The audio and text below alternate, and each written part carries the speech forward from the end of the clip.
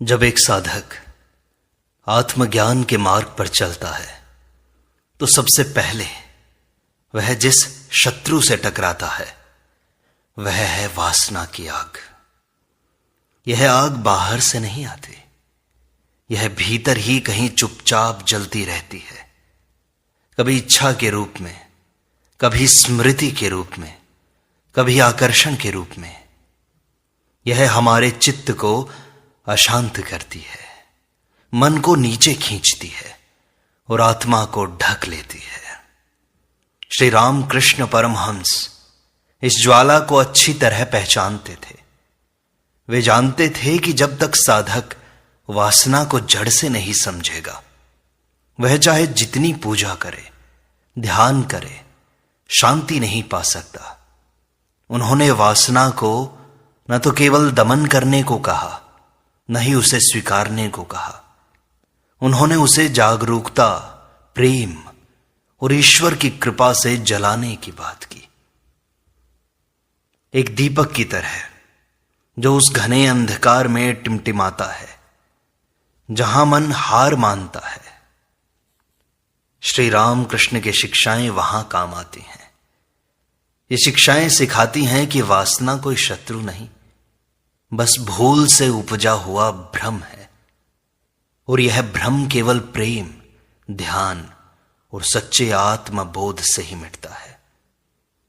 यदि आप भी भीतर उठती उस अग्नि से थक गए हैं, यदि आप भी बार बार गिरकर संभलने का साहस खो बैठे हैं, तो ये शिक्षाएं आपके लिए हैं।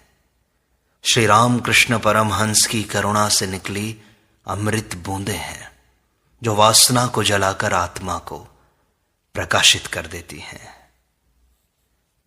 श्री रामकृष्ण कहते हैं, वासना तब तक जलती रहती है जब तक मन विषयों की ओर खींचता है। वासना की अग्नि को शुद्ध प्रेम रूपी जल से बुझाओ। जब प्रेम ईश्वर में हो जाए तब मन बाहर नहीं दौड़ता। जैसे सूर्य की तेज किरणें जल को सुखा देती हैं, वैसे ही ईश्वर का प्रेम वासनाओं को सुखा देता है। प्रेम में त्याग है, लेकिन वासना में स्वार्थ है।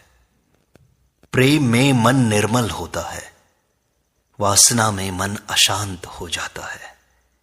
इसलिए जब तुम सच्चे हृदय से प्रेम करने लगो, मां काली से, भगवान से, ठाकुर से, आत्मा से, जो तुम्हारा प्रियतम हो उससे, तब भीतर की सारी गंदगी धीरे धीरे धुलने लगती है। यह धुलाई ही साधना है, यही तपस्या है। शुद्ध प्रेम वासना का सर्वश्रेष्ठ समाधान है। वासना का पहला शत्रु है विवेक। वासना अज्ञान से उत्पन्न होती है। जब मन यह नहीं समझता कि स्थायी सुख क्या है, तब वह अस्थायी सुख की ओर दौड़ता है। श्री रामकृष्ण कहते हैं, जैसे दीपक अंधकार को मिटाता है, वैसे ही विवेक वासना को मिटा देता है। जब तुम यह भेद करने लगते हो कि कौन सी वस्तु आत्मा को ऊंचाई देती है और कौन सी गिराती है, तब तुम्हारी आंखें खुलती हैं। वासना मोह है, विवेक प्रकाश है। विवेक से तुम समझते हो कि तुम शरीर नहीं हो, तुम आत्मा हो, चैतन्य हो, और चैतन्य को वासना स्पर्श भी नहीं कर सकती। इसलिए हर बार जब वासना सिर उठाए, तब उससे पहले विवेक को बुलाओ। यही तो जागृति है। वासना पर विजय पाना आत्मा की पहचान से होगा। श्री रामकृष्ण कहते हैं, तुम शरीर नहीं हो, आत्मा हो। जिस दिन यह अनुभव हो जाए, उसी दिन वासना की जड़ कट जाती है। वासना शरीर की पहचान से उत्पन्न होती है, लेकिन जब साधक यह जान जाता है कि वह नश्वर देह नहीं है, बल्कि सच्चित आनंद स्वरूप आत्मा है, तब वासना उसे स्पर्श नहीं कर पाती।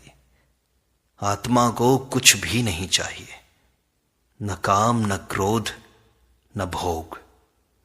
जब तुम ध्यान में बैठते हो और भीतर झांकते हो तो तुम्हें एहसास होता है कि असली सुख बाहर नहीं भीतर है। वही सुख तुम्हारे होने का स्वरूप है। यह जानना ही मोक्ष का द्वार खोलता है। यही अनुभव वासनाओं की आग को एक क्षण में बुझा देता है। अपनी इंद्रियों की लगाम साधना से कसो। वासना इंद्रियों के रास्ते भीतर आती है। आंख देखे, मन चाहे, कान सुने, मन डोल जाए। श्री रामकृष्ण कहते हैं, इंद्रियां अश्व हैं और साधना उनकी लगाम है। बिना साधना के ये अश्व भागते रहते हैं और वासना की खाई में गिरा देते हैं।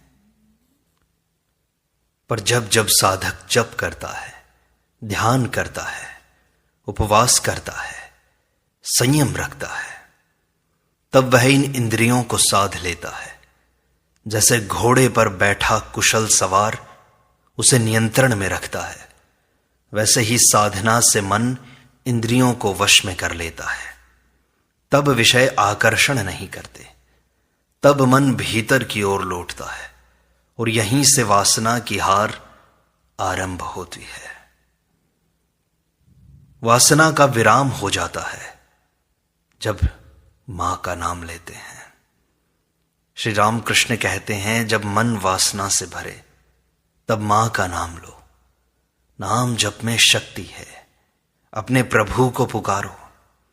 जैसे आग बुझाने के लिए पानी की धार चाहिए, वैसे ही वासना की आग को भगवान के नाम से बुझाओ। नाम का उच्चारण जितना गहरा उतना प्रभावी। जब मन विक्षिप्त हो तब मां मां मां जपते रहो।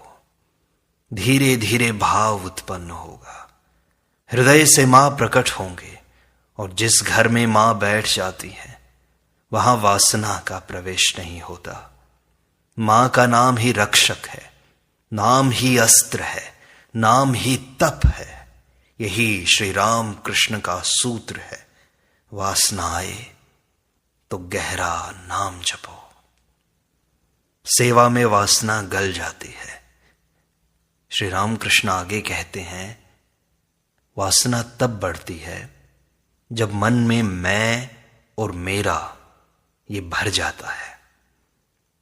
सेवा आत्मा को खोलती है और वासना को गला देती है।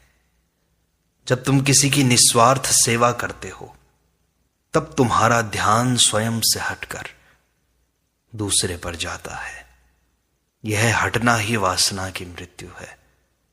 सेवा में प्रेम है, त्याग है, करुणा है और ये तीनों वासना के शत्रु हैं। जब तुम भूखे को रोटी देते हो, पीड़ित को सहारा देते हो, तब भीतर कुछ पिघलता है। यही पिघलाव मन को निर्मल करता है और निर्मल मन में वासना टिकती नहीं। सेवा साधना बन जाए तो वासना जलकर राख हो जाती है। ईश्वर में रुचि वासना में अरुचि पैदा कर देगी। देखो, जहां रुचि होगी मन तो वहीं टिकेगा। श्री रामकृष्ण कहते हैं, ईश्वर में मन लगाओ, वासना स्वतः छूट जाएगी। मन खाली नहीं रह सकता। यदि वह ईश्वर की कथा में, ध्यान में, सत्संग में लगे तो वासना के लिए समय ही नहीं बचेगा।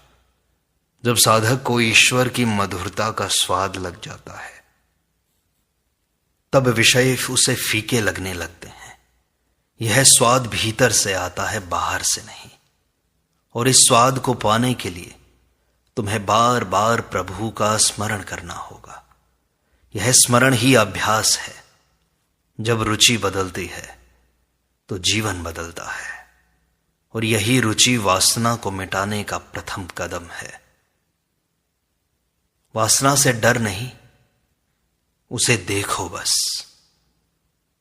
वासना से भागो मत, उसे देखो कि वह क्या है।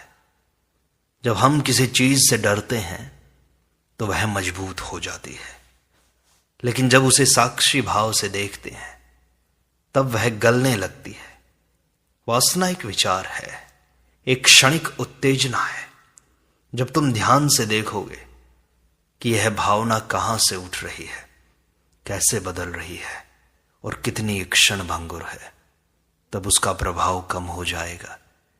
बार बार देखने से मन शांत होता है, जागृति आती है, और जागा हुआ मन कभी वासना का शिकार नहीं होता। इसलिए देखो, सचमुच देखो, भागो मत। शांति वासना से नहीं आती। बहुत सारे लोग सोचते हैं कि एक बार इच्छा पूरी हो जाए फिर शांत हो जाऊंगा, लेकिन श्री राम कृष्ण चेतावनी देते हैं, वासना पूरी करने से नहीं, वासना छोड़ने से शांति आती है। इच्छाएं तो आग हैं, एक बुझाओ दूसरी जलती है। जितना भोगोगे उतनी बढ़ेगी, लेकिन जब एक साधक यह जान लेता है कि असली सुख त्याग में है, संयम में है, तब शांति उतरती है। यह शांति भीतर से आती है, कोई चीज देने से नहीं, पाने से नहीं, केवल छोड़ने से। और यह त्याग कड़वा नहीं होता, यह अमृत बन जाता है। यही त्याग जीवन को दिव्यता देता है। मन की दिशा बदल लो, उसे दबाओ मत। वासना को दबाना समाधान नहीं है, उसकी दिशा बदलनी चाहिए। श्री राम कृष्ण कहते हैं, मन को ऊपर की तरफ मोड़ो, नीचे मत गिरने दो। जैसे नदी का प्रवाह रोका नहीं जाता, बस दिशा मोड़ दी जाती है, वैसे ही मन की ऊर्जा को ध्यान, भजन, सेवा, रचना में लगाओ।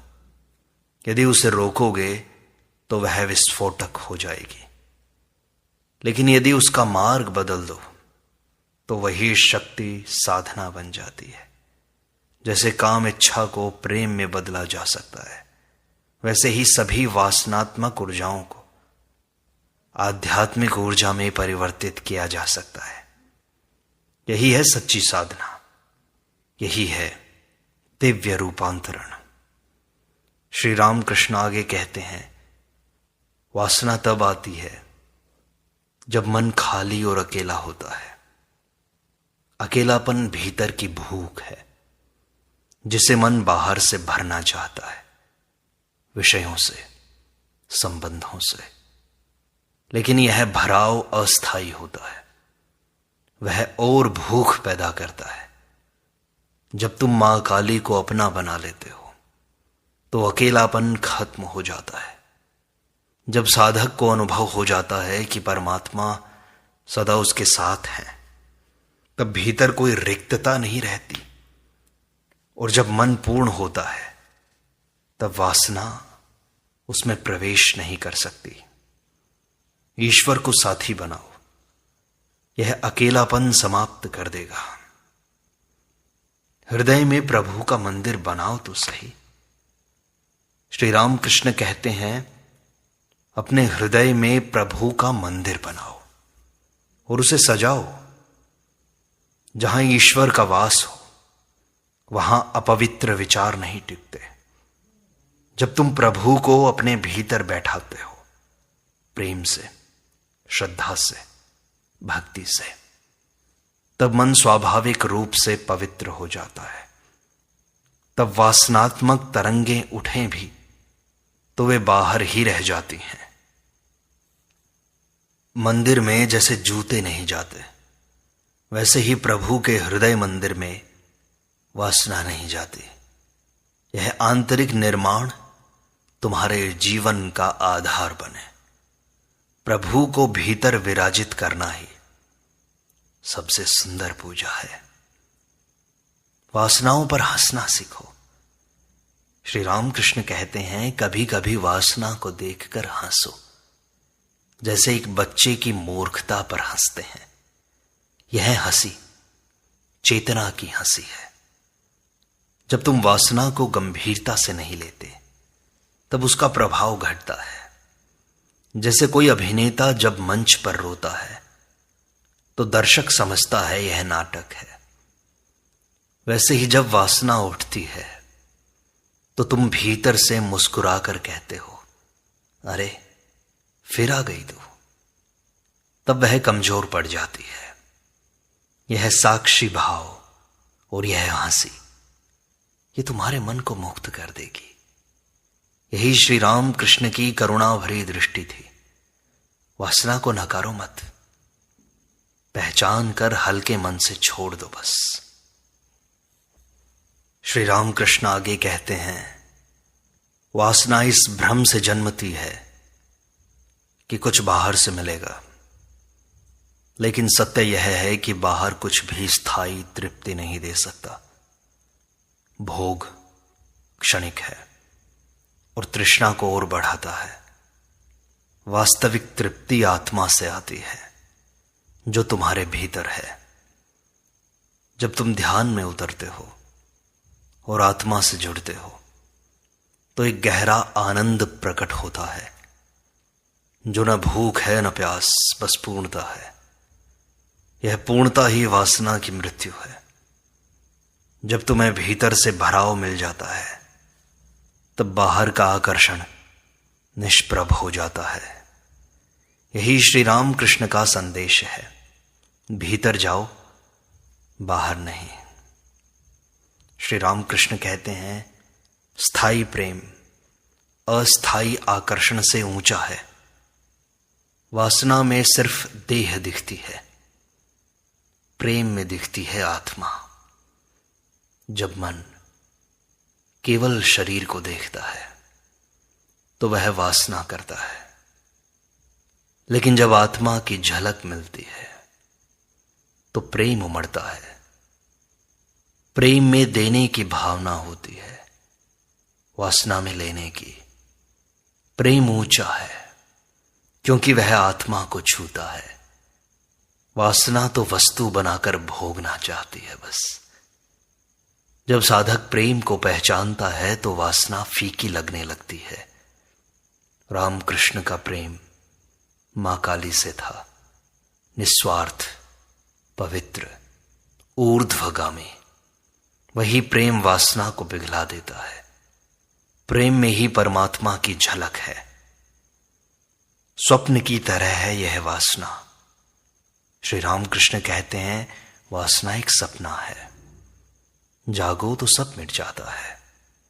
जैसे स्वप्न में लगता है कि वह असली है, वैसे ही वासना की लहर भी वास्तविक लगती है। पर जब तुम भीतर जागते हो, सजग होते हो, तो वह माया दूर हो जाती है। वासना की शक्ति हमारी बेहोशी में है। जब साधक ध्यान में जागता है, जब वह साक्षी भाव में रहता है, तब वासना खोखली लगती है। वह बस एक लहर बनकर आकर चली जाती है। इसलिए रामकृष्ण बार बार कहते हैं, जागो, साक्षी बनो, फिर कोई भय नहीं है। श्री रामकृष्ण कहते हैं कि वासना भी ऊर्जा है, उसे तप में बदलो।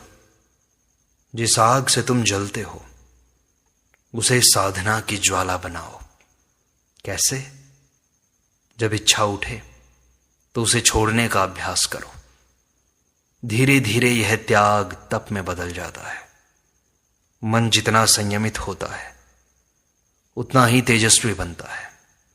यह तेज, यह ओज तपस्वी का परिचय है। श्री रामकृष्ण कहते हैं, काम की ज्वाला को ध्यान की ज्वाला में बदल दो। और यह परिवर्तन असंभव नहीं, बल्कि साधक की सच्ची यात्रा है।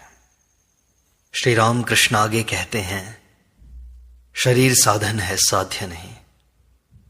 जब तक हम शरीर को भोग की वस्तु मानते रहेंगे, वासना हमें वश में रखेगी।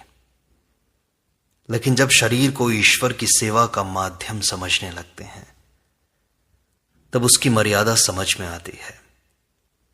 शरीर को पवित्रता का पात्र बनाओ, वासना का नहीं।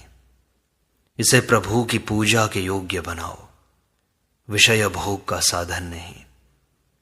यही दृष्टिकोण वासना से मुक्त करता है। शरीर को सही दृष्टि से देखना ही संयम की कुंजी है। श्री राम कृष्ण कहते हैं, मृत्यु का स्मरण वासना को जलाता है। हर दिन यह याद रखो कि शरीर नश्वर है, मर जाएगा। इस शरीर को मरना है। जब मृत्यु सामने आती है तब वासना लज्जित हो जाती है, इच्छाएं मिट्टी में मिल जाती हैं। जो आज आकर्षक लग रहा है कल शव हो जाएगा। यह स्मृति साधक को जागरूक बनाती है।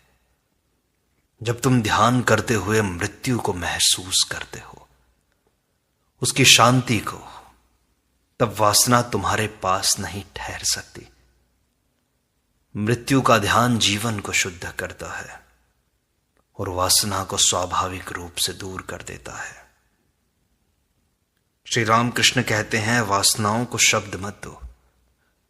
वासना शब्दों से बल पाती है, उसे दोहराओ मत। बस जब मन में विकार उठे तो पकड़ो मत, उसे शब्द मत बनाओ।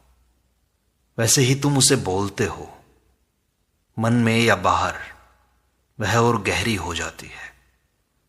पर यदि तुम उसे चुपचाप जाने दो तो वह स्वयं मिट जाएगी। यही मौन की शक्ति है।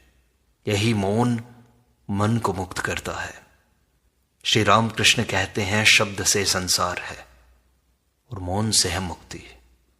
इसलिए वासना को मौन में बहा दो, जल जाएगी वह।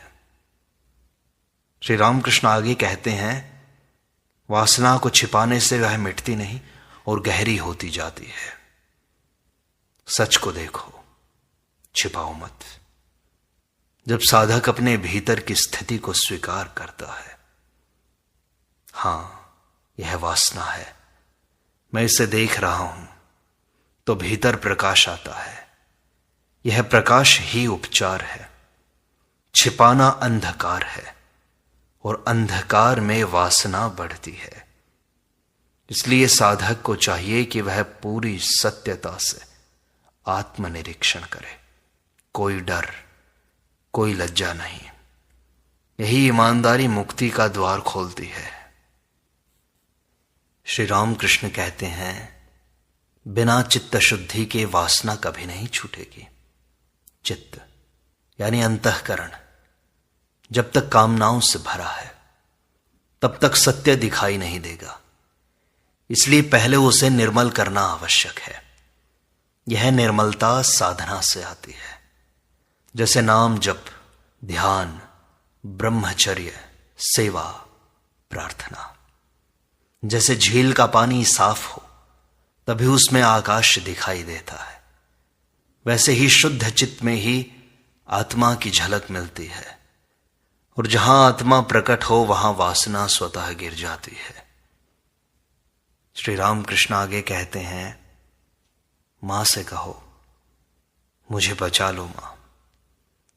श्री रामकृष्ण अंत में कहते हैं, सबसे बड़ा उपाय है भगवान से पुकार कर कहो, मां से पुकार कर कहो कि मां मुझे बचा लो। जब साधक भीतर से गिड़गिड़ाता है, रोता है, मां को पुकारता है, अपनी परेशानियों को बताता है, मां उसकी पुकार सुनती है। यह पुकार शुद्ध हृदय से निकले, निष्कपट, पूर्ण समर्पण से, तब मां प्रकट होती है। और मां की कृपा से ही वासना की रस्सियां कट जाती हैं। यह कोई साधारण प्रयास नहीं है, यह अंतरात्मा की पुकार है। और यह पुकार ब्रह्मास्त्र बन जाती है। मां की शरण में जो गया वह मुक्त हो गया सदा के लिए।